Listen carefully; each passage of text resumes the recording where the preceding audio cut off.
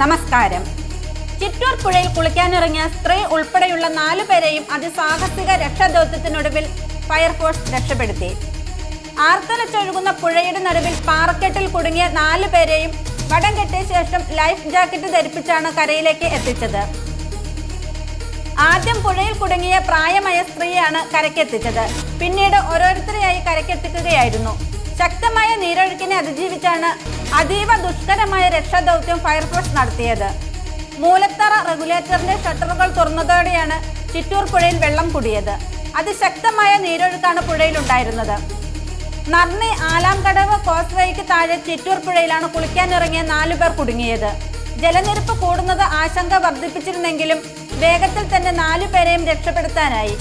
മന്ത്രി കൃഷ്ണൻകുട്ടിയും സംഘവും സ്ഥലത്തെത്തി രക്ഷാപ്രവർത്തനത്തിന് നേതൃത്വം നൽകി.